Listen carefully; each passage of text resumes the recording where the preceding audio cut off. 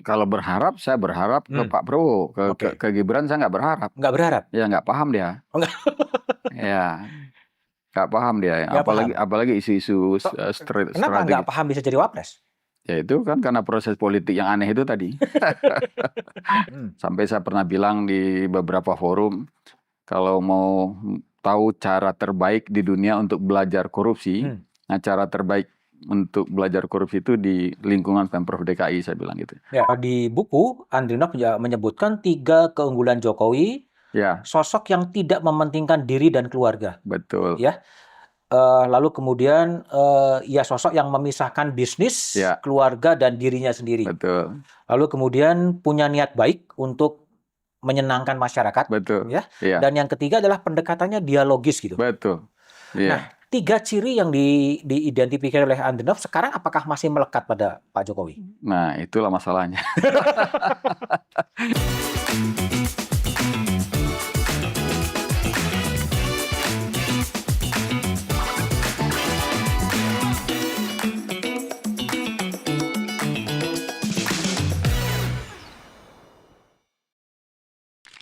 Oke, teman Budiman, jumpa lagi di Back to BDM.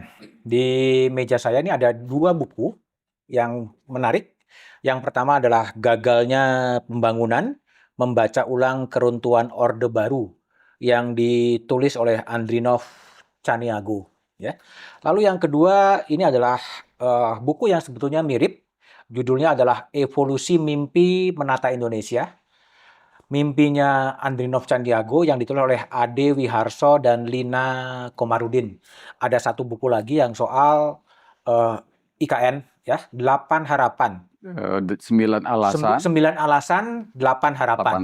Yang bukunya belum saya terima karena juga belum selesai. Tamu saya kali ini adalah Andrinov Caniago, ya, sosok yang pernah menjabat sebagai kepala Bappenas di era Presiden Jokowi. Bahkan kalau saya membaca berbagai dokumentasi, Andrinov Caniago inilah yang menemukan sosok seperti Presiden Jokowi, yang kemudian menjadi Presiden Republik Indonesia. Ketika Pak Jokowi pada waktu itu adalah wali kota Solo. Di buku ini diterangkan, dipertanggungjawabkan kenapa Jokowi termasuk sosok yang tepat dari wali kota Solo, kemudian naik menjadi gubernur Jakarta, dan kemudian naik menjadi presiden. Salah satu arsiteknya adalah Andrinov Caniago. Bang, ya, betul. Mas, Bang Andrinov yang menemukan sosok seperti Presiden Jokowi dulu itu. Mungkin yang pertama mengajak atau merencanakan untuk maju ke Jakarta mungkin ya. Ketika itu kan gini, awalnya karena saya itu sangat concern dengan masalah Jakarta. Masalah DKI, karena saya juga riset, mengamati, lalu good governance-nya ini jauh sekali kan DKI itu kan. Sampai saya pernah bilang di beberapa forum, kalau mau tahu cara terbaik di dunia untuk belajar korupsi, nah cara terbaik untuk belajar korupsi itu di lingkungan Pemprov DKI, saya bilang gitu. Dengan saya kasih contoh-contoh kan. Nah, jadi niatnya adalah untuk bagaimana supaya ada perubahan yang radikal, yang signifikan untuk tata kelola pemerintahan di DKI. Nah, ketika itu saya pesimis kalau Bang Foke yang tetap maju. Nah, kepikirlah kemudian untuk mencari siapa yang cocok dimajukan untuk jadi gubernur DKI. Ya, di buku ini juga ditulis ya, Andrinov mengatakan bahwa lingkungan Pemprov DKI adalah tempat yang cocok untuk belajar korupsi. Tempat terbaik di dunia. Tempat terbaik di dunia untuk belajar korupsi. Uangnya melimpah, tapi birokratnya kaya raya. Betul. Betul ya? Iya, itu di Jakarta. Iya. Anda geram dengan situasi Jakarta. Betul sekali. Kemudian Anda mencari sosok yang paling tepat dan ketemulah Jokowi. Iya, karena waktu itu pertama tentu kita tahu dari media ya. Beliau salah satu kepala daerah terbaik, jadi mengisi cover-cover media gitu ya. Lalu ya dengan informasi yang cukup banyak itu, lalu saya mengkonfirmasi. Ya pergilah saya ke sana, tapi sudah dengan gagasan memang bahwa Pak Jokowi cocok untuk maju ke Gubernur DKI. Walaupun beliau waktu itu ya menolak, nggak mau selama 1 tahun nggak mau itu. Alasannya itu saya ini kelasnya kelas ketua RT, Bang katanya. Jakarta itu kan besar, walaupun saya yakinkan bahwa masalah Jakarta itu metodenya sama, cuma skala ini volumenya aja yang besar. Urusannya kan sama, urusan kota itu. Urusannya kompleks, banyak dibanding urus kabupaten, jadi nggak ada masalah. Tapi ya itu selama 1 tahun baru. 1 tahun baru mau. Dan kemudian di buku Andrinov menyebutkan 3 keunggulan Jokowi, sosok yang tidak mementingkan diri dan keluarga. Betul. Ya. Lalu kemudian ya sosok yang memisahkan bisnis, keluarga dan dirinya sendiri. Betul. Lalu kemudian punya niat baik untuk menyenangkan masyarakat. Betul. Ya. Dan yang ketiga adalah pendekatannya dialogis gitu. Betul. Nah, 3 ciri yang diidentifikasi oleh Andrinov sekarang apakah masih melekat pada Pak Jokowi? Nah, itulah masalahnya. Saya juga sampai detik ini bertanya-tanya kenapa kok ada perubahan-perubahan besar. Ya. Perubahan besar. Karena gini, ya saya mengatakan itu dengan penglihatan dan bukti yang terkonfirmasi. Ya. Beliau misalnya putra-putrinya itu nggak mau, ya beliau nggak mau intervensi putra-putrinya masuk sekolah negeri yang diinginkan, masuk jadi ASN, ya nggak lulus, nggak. Kemudian si Gibran bisnis catering nggak mau masuk ngambil proyek atau order dari Pemko, ya. Dan ada banyak lah ya yang memang itu terkonfirmasi. Kemudian juga mendengar dari bawah itu kan betul, sampai itu kemampuan memindahkan PKL dalam jumlah 1000-an itu kan luar biasa ya. Sampai mereka kemudian terbukti dengan keterpilihan 92% di periode kedua, ya, itu. Nah, bahkan sampai di DKI pun saya lihat masih sama, konsisten. Bagaimana kesungguhan untuk membenahi anggaran gitu. Saya juga akan terlibat juga langsung, teman-teman dari ICW juga ikut bantu, ya. Nah, itu kesungguhan itu untuk menerapkan good governance itu tetap terlihat. Nah, kalau bacaan dari Bang Andrinov, kalau tadi dulu identifikasinya seperti itu, ada bukti-bukti empiriknya juga pada waktu itu, dan kemudian sekarang berubah, katakanlah berubah, apa yang kemudian terjadi perubahan itu? Yang pernah menjadi orang dekat, yang menjadi asisten dari Pak Jokowi gitu, di tim transisi, di tim 11, pernah menjadi kepala Bappenas gitu. Ada perubahan yang saya bisa paham dan bisa jelaskan ya, karena konstelasi politik, kebutuhan dukungan politik, ya itu memang terjadi perlahan-lahan terjadi.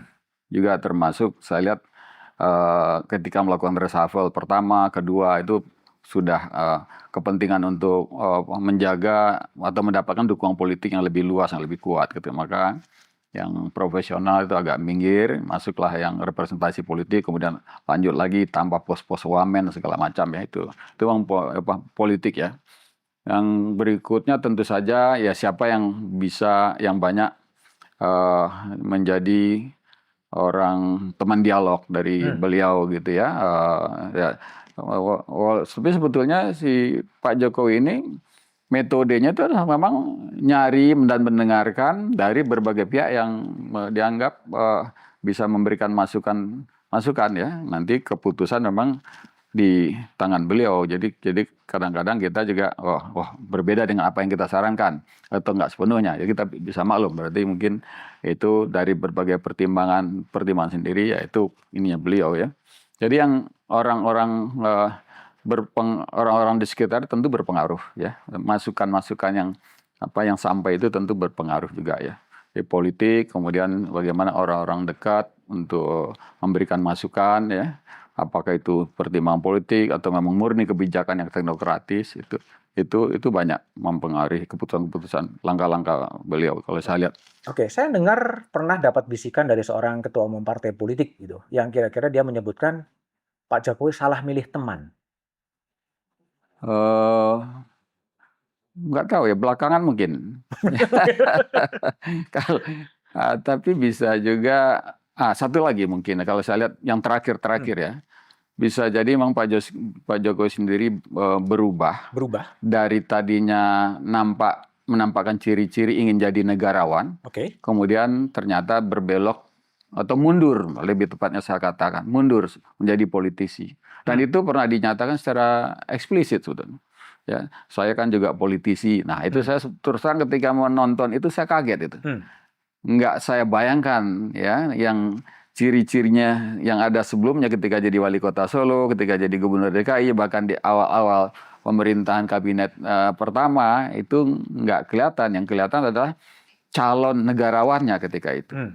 Nah tapi ketika 2 tahun yang lalu keluar pernyataan, wah ya saya kan juga politisi ya itu. Nah itulah saya lihat perubahan drastisnya ada di situ. Sosok dari Pak Jokowinya yang kemudian berubah, atau memang sistem politik atau lingkungan sekitarnya yang kemudian memaksa dari Pak Jokowi dikatakan oleh sementara orang kemudian berubah sebetulnya? Tadi sebetulnya yang saya maksud adalah salah satu faktor memang sistem politik, lingkungan politik ya. Ini kan demokrasi kita ini betul-betul demokrasi bagi-bagi, ya bagi-bagi rezeki. Jadi ketidakmatangan demokrasi kita ini dimanfaatkan, diarahkan, disalahgunakan untuk bagi-bagi rezeki. Nah, ketemu dengan latar belakang Pak Jokowi secara politik yang memang tidak punya basis politik yang kuat, dukungan politik yang kuat. Ya, jalur formalnya memang lewat PDIP, ya. Tetapi kan ketika sudah menjadi orang nomor 1, ya secara kekuasaan formal kuat sekali, kewenangan besar. Tetapi untuk kestabilan, untuk kepuasan itu kan butuh dukungan-dukungan politik. Nah, masalahnya sumber-sumber dukungan inilah yang mempengaruhi langkah-langkah selanjutnya. Ya, salah satu faktornya memang itu. Maka terjadilah kalau saya menamakan itu istilahnya barter kepentingan, barter politik ya, dengan termasuk barternya ke resource, materi itu yang terjadi. Jadi betul lingkungan, kondisi, situasi politik yang mengitari seorang presiden Republik Indonesia itu mempengaruhi kalau seorang presiden itu bukan orang yang kuat, yang punya basis politik yang kuat gitu. Ya, juga tidak punya basis institusi ya. Nah, maka kalau kita lihat langkah-langkah Pak Jokowi kan sekian tahun kan menata kekuatan sendiri ya. Termasuk dalam mempromosikan orang-orang di TNI Polri ya, itu kan kelihatan. Kemudian dengan partai itu tadi. Maka dengan itulah Nah, belakangan memang yang saya heran sebetulnya adalah kok yang nampak sepertinya takut kehilangan pengaruh. Takut kehilangan pengaruh. Ya, ini kan kalau masa jabatan sudah nggak lama, tapi langkah manuver-manuver yang dilakukan beliau ini seperti takut kehilangan pengaruh, maka terus menata sumber-sumber dukungan, saya perhatikan begitu. Takut kehilangan pengaruh, bukankah kalau dalam perspektif apa yang dibaca? Kenapa harus takut kehilangan pengaruh? Kalau toh tanggal 20 Oktober transisi kekuasaan. Ya itu yang jadi tanda tanya kan di situ. Kenapa kok takut kehilangan pengaruh ya, sehingga kelihatan ingin ikut terus menata politik formasi politik Indonesia, pemerintahan gitu ya, untuk kedepannya gitu. Nah, mestinya kan ya udah siap-siap untuk pensiun, jadi negarawan kan begitu idealnya ya, jadi penasehat, membagi pengalaman-pengalaman gitu. Tapi kalau kita perhatikan dinamika yang terjadi ya walaupun sepertinya misterius, tapi kan kalau orang analis sosiologi politik itu kan bisa ngelihat ya, itu peran dari seorang Pak Jokowi ini kan kelihatan gitu kan, nggak mungkin sesuatu nggak ada pendorongnya atau yang mendesaknya yang ikut mempengaruhinya. Oke, jadi kalau di buku Evolusi Mimpi Menata Indonesia, Bung Andrinov mengatakan sosok yang tidak mementingkan diri dan keluarga. Ya. Apakah statement itu memang harus dikoreksi sesuai dengan waktu sebetulnya? Ya, kalau fakta empirisnya sudah berubah tentu harus dikoreksi. Ini kan lagi hangat-hangatnya soal Kaisang pulang Kaisang, ya, ya, ya soal pulang Gibran kemudian menjadi wakil iya, presiden, soal soal Gibran. Bobi menjadi Iya. gubernur Sumatera Ya tidak Utara hanya gitu. itu, tapi kan nyerempet-nyerempet ke bisnis yang tadinya itu Ya, juga salah satu yang dijaga oleh Pak Jokowi. hmm, Beliau kan nggak mau ikut campur hmm, keluarganya dalam bisnis gitu. hmm. Nah, tetapi ya eh, ternyata ya ikut juga ya. Dan sampai sekarang kan ya belum dibantah kalau Bobi ikut urusan tambang di Hmm, di Maluku Maluku Utara. Utara misalnya gitu ya. Oke. Nah, kemudian ini terakhir masalah Kaisang ini ya Hmm, yang sedang hangat-hangatnya. iya. Jadi kalau Bung Andrinov sebagai apa ya? Kalau saya boleh orang yang menemukan Jokowi gitu, Hmm, ketika wali kota Solo dan kemudian ke gubernur dan hmm, kemudian ke presiden, pernah menjadi koki hmm, kebijakan ya, koki hmm. kebijakan Presiden Jokowi dan menjadi kepala Bappenas gitu. Anda kecewa dengan perubahan dari Pak Jokowi? Ya tentu ada kecewanya ya karena apa eh, dari sisi kebijakan sendiri kan kita juga ada yang tidak sesuai dengan harapan ya. Hmm, Nah, tidak sesuai harapannya, kalau itu ada alasan yang kuat dari beliau sendiri nggak apa-apa. Tapi kalau karena ada kekuatan lain, karena kepentingan sempit, ya tentu di situ kita harus kecewa, hmm. ya. Nah, kemudian soal norma-norma politik, ya kita lihat ya ada inkonsistensi kan tadi dari sebagai teladan politik yang sederhana, yang mendengar ya berubah ya. Nggak lagi seperti yang dulu diperlihatkan atau harapan yang diberikan kepada masyarakat ya terus terang ya ada kecewanya lah ya. Ada kecewa. Tapi Menyayangkan lah ya, tapi kan ini sesuatu yang menarik, Bang. Sosok yang baik pada awal, hmm, bahkan Times pernah menyebut sebagai New Hope, ya, ya harapan baru gitu. hmm, Tetapi 9 tahun dan 10 tahun ya kemudian ini wajah ini, picture ini menjadi berubah gitu loh. Tentunya ya kita harus bisa belajar juga sebetulnya. betul Apakah yang terjadi memang people can change, ya berubah gitu, atau sistemnya yang ya mempengaruhi perubahan itu, atau ya sebenarnya apa yang bisa dipetik dari perubahan dan orang mungkin terkaget-kaget menjadi Ya, begini? ada beberapa hal yang terjadi secara simultan. Kan tadi beberapa kita udah sebut ya, Hmm, lingkungan politik ya, kemudian kebutuhan-kebutuhan praktis untuk menjalankan kekuasaan ya. Nah, tapi ada juga mungkin soal niat tersembunyi untuk ya mengambil kesempatan untuk lebih berkuasa atau peluang untuk mendapatkan posisi. Ya misalnya gini, ada orang nyebut ketika tahun 2014 itu, ya, bahkan saya sendiri sebetulnya agak mendua ya, terlalu cepat jadi presiden kan. Tapi hmm, memang sistemnya eh, waktu penyelenggaraan kita itu memang akhirnya nanggung antara jabatan orang yang selesai dari gubernur DKI dengan pemilihan presiden.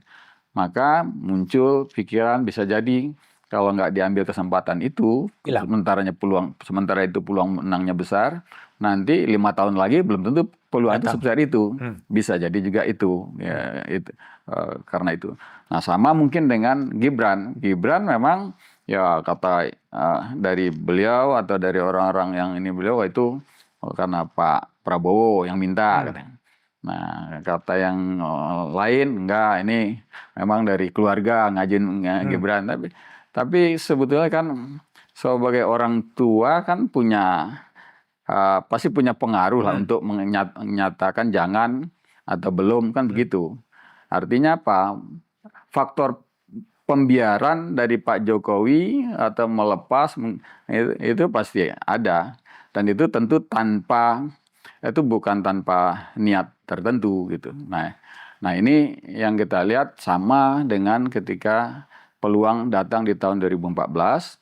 Nah sekarang ada peluang Gibran untuk langsung loncat jadi nomor 2 gitu. Hmm. Lalu dilepas, dikasih jalan begitu. Orang tua hanya merestui dan mendoakan. Tapi sebulan sebelumnya sebaliknya. Wah, belum cukup umur. Nah, baru 2 tahun, nggak logis, yang benar aja. Itu kata-kata itu kan diingat dengan. Oke Bang, tapi kan ada sesuatu yang menarik ya Pak Jokowi ketika 2014 ya, kemudian memilih menteri-menterinya. Dan pada waktu itu kan menteri-menteri itu kan disodorkan ke KPK ya. KPK, PPATK. Kita ya, lewat PPATK, lewat KPK. Dan Bung Andrinov termasuk yang bebas, baik catatan spidol merah atau spidol kuning ya, dan kemudian menjadi kepala Bappenas. Itu salah satu poin yang bagus ketika cara penyusunan kabinet itu. Ya. Itu usul Anda juga? Enggak. Itu mungkin inisiatif beliau. Inisiatif Pak Jokowi sendiri? Atau mungkin teman-teman dari pegiat korupsi. Yang lapor ke KPK? Iya, yang minta rekomendasi atau review dari KPK dan PPATK. Oke. Nah, sejauh pengamatan Bung Andrinov, kenapa polisi ini tidak diteruskan? Nah, itu juga jadi pertanyaan. Ya, kenapa enggak gitu? Artinya gini, memang tuntutan atau tekanan dari aktor-aktor lain pasti ada ya. Tapi menurut saya dalam posisi seperti itu harusnya seorang calon negarawan ngambil posisi ya untuk meneruskan apa yang jelas-jelas baik untuk kepentingan orang banyak. Tapi kalau kenapa aja mungkin saja jadi itu harus nggak siap menghadapi banyak rintangan-rintangan atau penolakan-penolakan dari kelompok yang sudah mapan, begitu. Dugaan saya begitu. Dan harus berkompromi. Iya, sebetulnya itu kalau dijalankan itu kan bagus sekali sebagai role model kebijakan. Ya itu disayangkan. Sayang kemudian tidak terjadi lagi ya. Iya. Oke, kalau itu awal dari lemahnya governance itu. Lemahnya governance. Tapi kemudian ada nggak yang mempengaruhi Pak Jokowi mengatakan udahlah nggak usah ke KPK lah, ini kan hak prerogatif presiden? Saya nggak tahu itu ya. Apa ada yang mempengaruhi atau tidak ya. Oke. Tapi Bung Andrinov kan kemudian lolos dari screening KPK dan PPATK dan kemudian menjadi kepala Bappenas. Tapi sangat pendek ya, 10 bulan. Ya, kurang 1 tahun ya.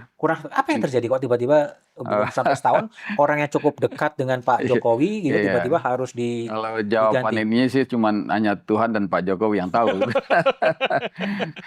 Tapi memang ada yang saya sayangkan ya. Pertama bahkan ada media tertentu ikut menghakimi tanpa fakta gitu ya. Nah, tapi menariknya gini, ketika saya dipanggil untuk reshuffle itu, ya saya langsung mulai. Saya bilang, ya saya tahu Bapak banyak dapat bisikan, laporan, pengaduan, dan juga surat. Kebetulan saya juga dapat tahu bocoran kalau surat, ada yang ngirim surat. Gitu. Nah, tapi ini bagus Pak, kesempatan buat saya untuk menjelaskan. Saya jelaskan satu persatu. Itu terbantahkan semua, diam beliau. Ya, yang isi surat, yang apa gitu. Sampai beliau berusaha mengkonfirmasi lagi hal lain yang nggak muncul. Ya soal hubungan Bappenas dengan Menteri Keuangan. Ya saya jelaskan.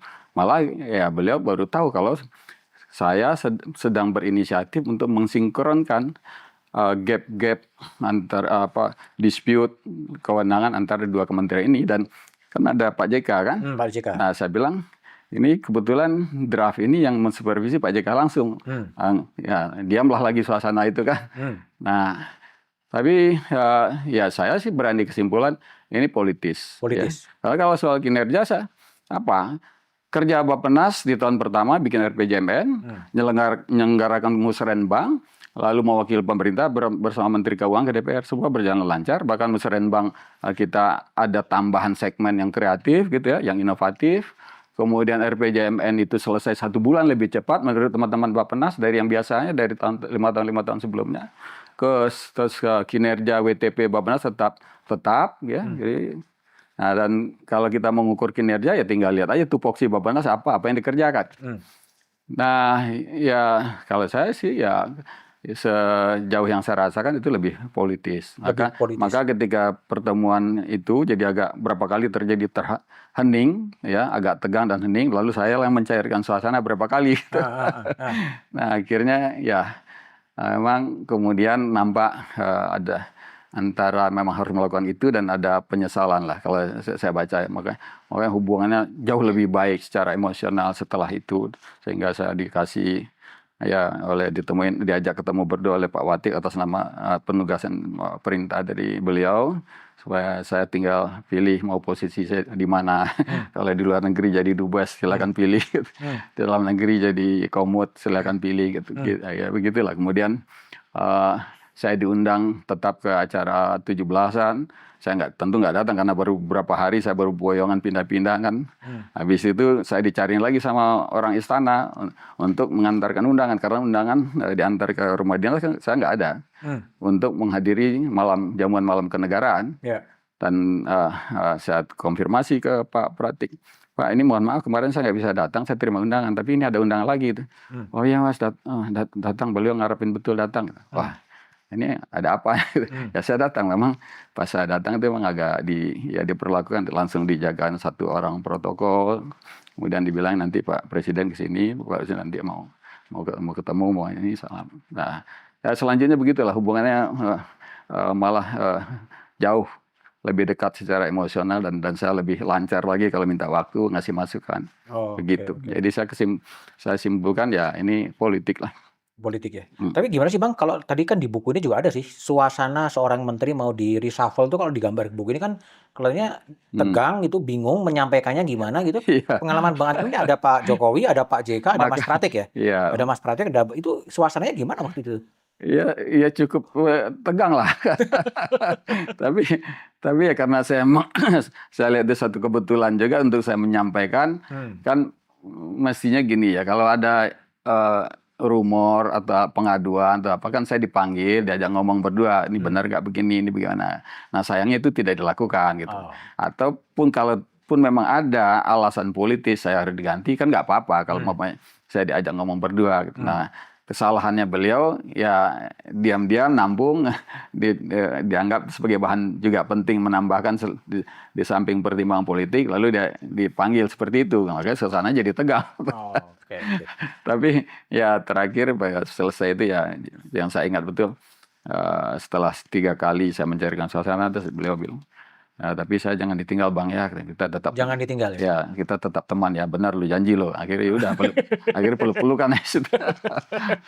Oke, kalau soal korupsi di Jakarta ya, tadi kan Bang di buku juga Bung Andi mengatakan bahwa Jakarta adalah tempat terbaik ya untuk melakukan korupsi.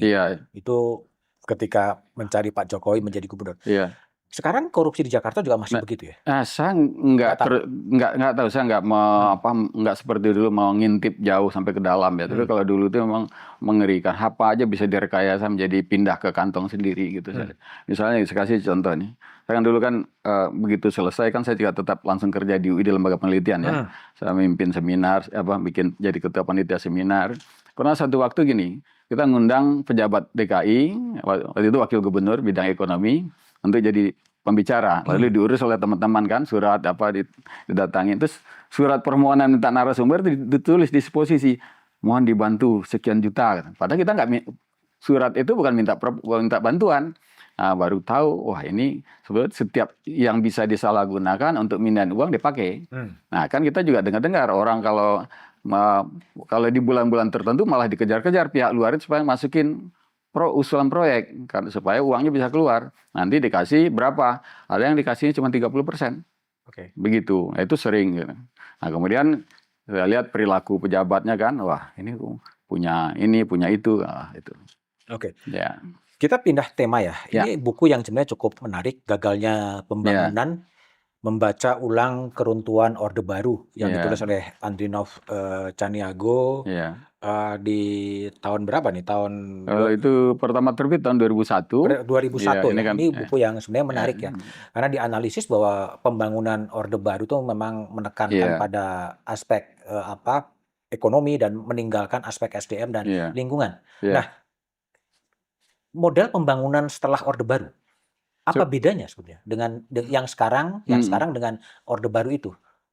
Yang masalah mendasar di Orde Baru itu kemudian tetap berlanjut adalah nggak adanya basis ekonomi yang bisa menjadi fondasi kuat pertumbuhan yang berkelanjutan, kemudian menuju ekonomi yang inklusif kan sebagai fondasi. Ya. Jadi dulu kita ada kesempatan misalnya di tahun 73-74 dengan rezeki oil boom dan lonjakan volume sampai 3 kali lipat volume ya.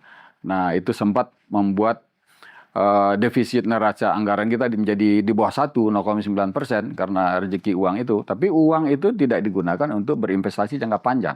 Apa itu? SDM dan teknologi, ya, pusat riset dan teknologi. Seperti yang dilakukan oleh negara-negara Asia Timur yang kemudian maju, termasuk China, Tiongkok yang melakukan itu, ya. Nah, ini tidak berubah, ya. Tidak berubah. Tidak berubah. Nah, setelah Orde Baru, setelah pesta dengan hasil minyak, kan kemudian kita perubahan struktural karena harga minyak jatuh, kita harus reorientasi ke ekspor non migas segala macam. Tapi itu jadi nggak jalan, karena apa? Karena kita tidak menginvestasikan yang tadi dan tidak menyiapkan pelaku-pelaku kita yang siap bersaing. Mereka kan dijadikan pengusaha nasional, tapi pengusaha yang dimanjakan, yang diproteksi, yang disubsidi. Nah, ketika kita dituntut harus transformasi, perubahan struktural, nggak siap. Maka pertumbuhan ekonomi di tahun pasca oil boom itu ya nggak pernah lebih dari 4%. Nah, jadilah kemudian disebut kegagalan debirokratisasi, deregulasi dan sebagainya, ya.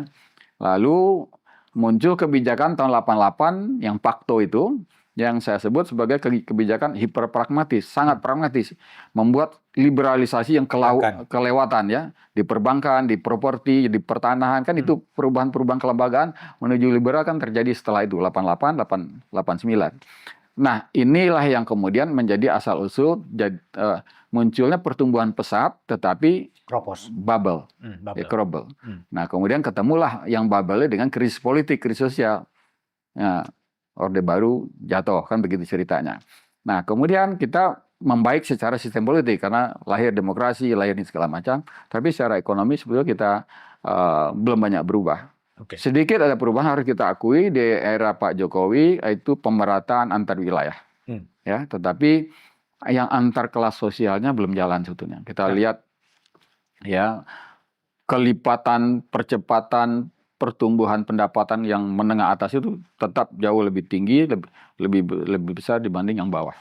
Nah, kalau kita lihat minimal juga pengamatan sepintas kan juga eksploitasi alam habis-habisan, ya, yang dikritik oleh Bang Andrinov di buku Gagalnya Pembangunan Orde Baru. Bukankah itu juga masih terjadi sekarang ini? Itu kelanjutan juga. Lalu kemudian kelompok-kelompok usahawan yang tetap di balik kelompok oligarki juga masih ada sekarang ini. Malah ada yang lebih menyedihkan lagi, ya. Tadi kan saya kasih data, ketika kita dapat rezeki nomplok, windfall profit di minyak, ya, itu uangnya masuk ke negara, maka defisit kita turun dari 2,5% menjadi 0,9%. Di kita kemarin 2021-2022 kita dapat windfall profit dari batu bara, tapi ini uangnya lepas ribuan triliun ke pelaku bisnis saja. Ini yang sangat disayangkan. Makanya saya nulis 19 Juli di Kompas, ya, tata kelola batu bara rasa kolonial, ya, karena saya nggak tahan, saya harus kemukakan itu, ya, karena ada peluang uang yang harusnya jadi milik negara sekitar 1.000-1.500 triliun, sementara ini pemerintah sibuk sana sini cari investasi, Menteri Keuangan pusing ngatur defisit dan ngatur anggaran, gitu. Ini ada hak negara, hak rakyat yang dilepas begitu aja, membuat segelintir pihak menjadi kaya raya, gitu. Nah, ini masalah yang harus disadari oleh semua pihak, ya. Nah, kita masih kaya dengan sumber daya alam, tapi pembagian hasil makin buruk. Pembagian hasilnya makin buruk. Bagi hasil makin buruk. Nah, kalau dilihat yang terjadi sekarang itu sebenarnya yang salah apa ya? Apa kebijakan dari presidennya yang salah? Terus terang ini kalau dalam soal kepemimpinan, ini soal kepemimpinan. Saya dari awal saya dipercaya di dalam itu memang itu dan saya senang ketika sidang kabinet pertama Pak Jokowi itu bilang, ya, kita jangan lagi melakukan ekspor mentah bahan sumber daya alam, kita harus hilirisasi dari industri. Nah, itu saya senang sekali karena itu sejalan dengan mimpi kita, gitu. Nah, tapi nggak ada perubahan, ya, nggak ada perubahan ke arah itu berdasarkan sumber daya alam yang kita punya. Maka eksploitasi secara volume malah meningkat terus, gitu. Nah, eksploitasinya meningkat, uangnya pergi ke segelintir pihak yang bukan negara, gitu.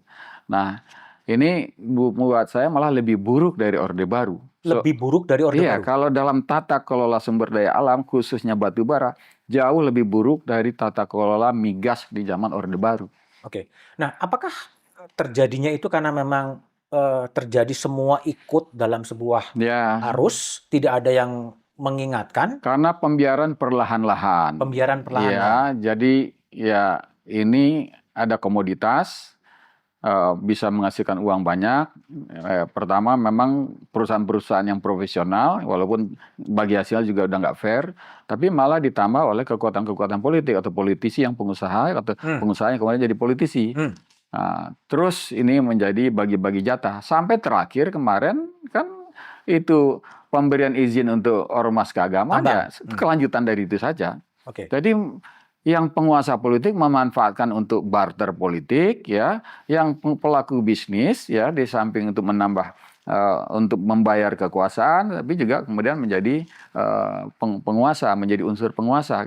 Maka ini sudah dalam jebakan yang begitu kuat, yang memerlukan keberanian dari seorang pemimpin untuk bersikap. Gitu. Sejauh ini saya nggak lihat memang Pak Jokowi dan keluarganya masuk ke situ sejauh ini ya. Tetapi kalau dilihat perkembangan ini, dan saya juga memberikan saran secara tegas, saya bikin hitung-hitungan, kemudian nggak ada tindak lanjut, berarti ada kekuatan yang dia nggak bisa lawan. Ini apa? Berjalan begitu saja, ya? Orkestrasi ormas diberikan konsesi tambang, HGU di KN begitu panjang sampai 90 tahun itu. Ini orkestrasi atau ya mengalir begitu aja sebetulnya? Dia bertumbuh ya. Tetapi juga saya nggak tahu, inilah yang sering saya ini pertanyakan, kekuatan kontrol bisa jadi juga nggak ada lagi di sekitar. Nggak ada lagi. Kontrol gagasan, kontrol ide-ide kebijakan bisa jadi nggak ada lagi di situ gitu.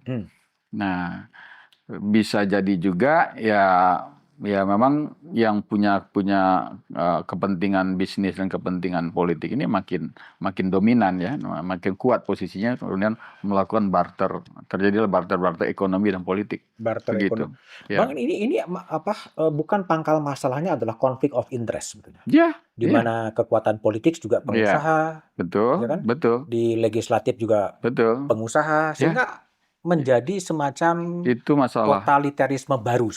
Semua kekuatan berada dalam satu tangan gitu. Betul. Dan kemudian akan menjadi ancaman yang agak ngeri-ngeri sedap. Yang selalu menjadi sumber kerusakan terbesar itu adalah ketika kepentingan bisnis, kepentingan ekonomi, dan kepentingan politik itu menyatu. Ya. Dan itu sudah terjadi? Itu yang sedang terjadi. Ya. Terjadi disadari atau? Pasti disadari. Ya, tapi ya tergantung nilai politik dari pemimpinnya. Bisa, kalau umpamanya pemimpin itu berani, ya tentu juga dengan segala macam risiko, ya sebetulnya ini bisa diubah, ya, dengan mengubah, ya kan saya tawarkan supaya ubahlah itu kebijakan bagi hasil, kebijakan royalti misalkan, nah itu bisa membuat keuangan negara kita menguat, ya. Cadangan devisa kita itu betul-betul masuk ke dalam negeri, bahkan menjadi kekayaan negara gitu. Kalau sekarang kan sebagian dia nyangkut di luar. Sebagian nyangkut di luar. Iya. Jadi harapannya Bung Andrinov gitu, pemerintahan baru Pak Prabowo Gibran akan bisa mengkoreksi itu semua? Saya kalau berharap, saya berharap ke Pak Prabowo, ke Gibran saya nggak berharap. Nggak berharap? Ya nggak paham dia. Ya.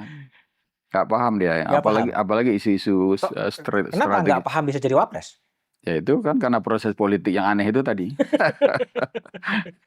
Tapi dari Pak Prabowo saya antara optimis sama tetap ragu ya. Tetap ragu. Yang bikin saya optimis ketika saya baca buku Paradoks Indonesianya itu. Wah, ini cocok sekali kan. Saya jadi ingat bapaknya Pak Mitro. Ya. Wah, ini ide-ide Sumitro sebagian hidup lagi ya, walaupun sebagian mungkin Pak Prabowo belum baca juga gitu ya, belum paham juga. Tapi semangatnya untuk menegakkan pasal 33 Undang-Undang Dasar 45, ya, nasionalisme ekonomi, apa segala macam yang sifatnya untuk kepentingan rakyat itu di situ berulang-ulang dan dengan data-data dan data-data sebagai latar belakang masalah dan apa sebagai dasar untuk mengeluarkan solusi. Jadi kalau Pak Prabowo ini bisa konsisten dengan apa yang ditulis di belasan bukunya itu, ada belasan buku yang ditulis katanya saya apa. Nah, ya kita bisa berharap ya ada perubahan nanti gitu ya. Apalagi kalau dengar pernyataan beliau berapa kali, ya dia hanya ingin menghibahkan mewakafkan dirinya kan gitu. Kalau itu betul-betul dijalankan, salah satu yang kebijakan yang harus diubah adalah soal bagi hasil batu bara. Tapi meskipun kalau baca nawacita, Pak Jokowi kan saya luar biasa juga sebenarnya. Iya, betul. Bung Andrinov yang buat ya? Sama-sama, ada tim 11 kemudian ada saya. Jadi kan dulu ada tim 11 dari Teuku Umar atau dari PDIP, kemudian saya dari Pak Jokowi disuruh gabung, suruh kerjasama gitu. Tapi nggak sepenuhnya bisa jalan juga ya?